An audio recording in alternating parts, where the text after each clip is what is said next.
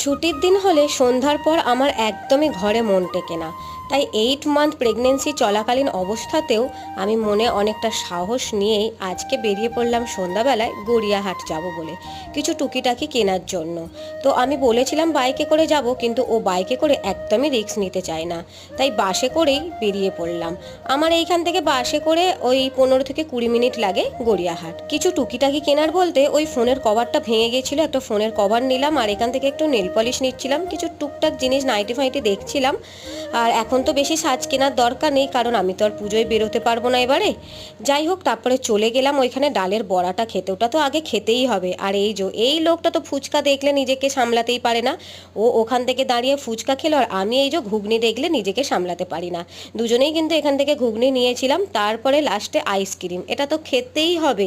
আইসক্রিমটা খেয়ে তারপর বাসের জন্য এখন ওয়েট করছি। আজকের মতো তাহলে